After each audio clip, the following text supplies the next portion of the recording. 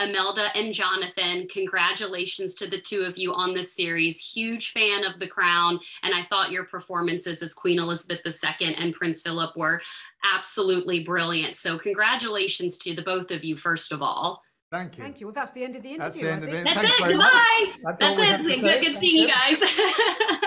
No, I watched all 10 episodes. Absolutely loved it. A particularly favorite scene of mine is in the aftermath of the Windsor Castle fire, when the Queen is standing there and of course the Prince comes up to console her. Take me back to the emotions of filming that scene. The production looked beautiful, but what was it like between the two of you filming that scene specifically? Well, you've described the scene. We were in the charred ruins of Windsor Castle. And the Queen is standing there and thinking of everything that the castle means and has meant to her. And I see her possibly crying, possibly not. And there's no acting required. The whole thing it's an image that you fulfill. And yeah, that's about it. Yes, I think when you're in it, you don't comment on it. No. So it's interesting when people ask us those things, what was it like? No, you're just in it, so you're doing it, and it's for you and the audience to get what you get from it. So we leave that with you, really. Yeah. Well, it was a really, really emotional scene, and I think that fans are going to absolutely love it. I'm curious, since this is now season 5 of The Crown, did the two of you find yourselves watching the other actors more, or watching the real life Queen Elizabeth II and Prince Philip? I'm curious because I love Claire's performance. I love what Olivia did, and of course, I love what Matt and Tobias did as well. I'm curious how the two of you approached that, since two actors played the characters before you. Well, I think, that was always how Peter Morgan was going to do it. So you knew that what it was. And we'd both seen the series, but then you didn't need to watch it again because you were now doing these characters at this age. So you watch the real people because that's who they watched. Olivia and Claire, they all were watching the real one. So otherwise it becomes diluted. You don't want to copy an actor. You want to copy the real person or try and do that. And I think it's a wonderful device for a long-running series, rather than a soap opera where you have the same actors go from starlet to whatever they end up being. Where every 2 seasons you get new actors coming in, and there's a new excitement in the audience's response to how are they going to do it, and there's a frisson that happens. The whole thing. I think the whole thing's a bonus and an exciting thing, and it adds an unknown ingredient. I don't know why. Yeah. But it does, and I don't know if the audience will find it difficult at first. When you see the new cast, I don't know if you found it difficult.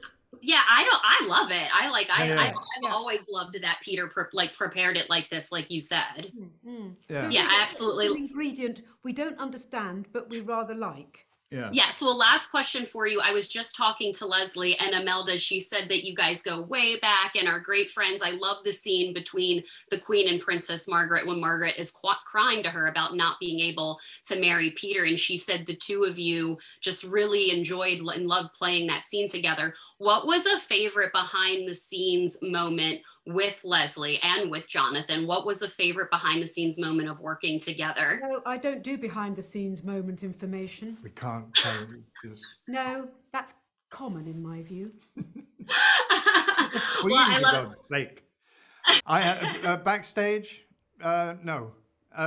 I'll just say we share the same length of friendship. We've known each other for over 30 years, and it's what it's made is it's made for an ease of working together and portraying a couple in a long relationship, and things that don't need to be talked about. Yeah, because then if you were doing the theatre, we would have rehearsed and trying to get this relationship, but that helps, and Leslie and I knowing each other, there's just an ease and a baseline of respect and friendship as actors, and then knowing that you're going to be relying on each other and that's just easy. And it's not just shared between us three. within no time, this family became a family, the family of the royal family and the actors, because actors have a wonderful facility of bonding and trusting each other. With sort of great immediacy, yeah, because it's necessary. Yeah. No, that does make sense. And I cannot wait for fans to see your performances. They're wrapping me. Imelda and Jonathan, congratulations again to you. I cannot wait for fans to see this new season and the next season. I'm already waiting to binge it right now. Lesley, this is an honor. Congratulations to you. I'm a huge fan of The Crown, huge fan of your work. Phantom Thread is literally one of my favorite movies of all time, and your performance in Let Him Go, I'm obsessed with it. So this is a true honor to chat with you this morning. Thank you so much. That's a good start.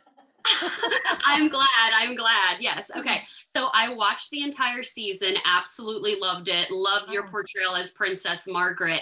I particularly loved the sequence when Princess Margaret is crying to the Queen about denying her marrying Peter all of those years ago. Take me back to that particular scene and what it was like, because it was so emotional for the character. So what was it like to play that scene and opposite Imelda? Well, Imelda and I go way, way, way back. So we're very good friends. We're very similar as actors in the way that we work. And, you know, we really are like proper friends. So there was so much of that, the warmth between those two characters that we didn't have to work at, because we get that for nothing.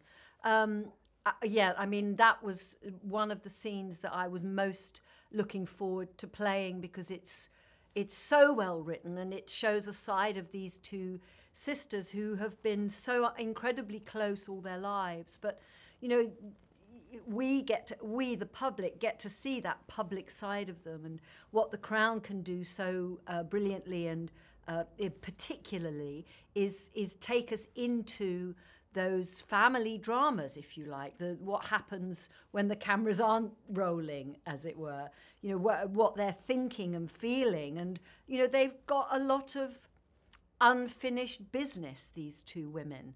And for Margaret, some of that unfinished business, especially in this part of season 5, when she can see the Queen's children being allowed to separate and being allowed to marry who they want to, and being allowed to divorce, you know, all of those things that were much more complicated when Margaret was younger, although Margaret did get divorced. Right.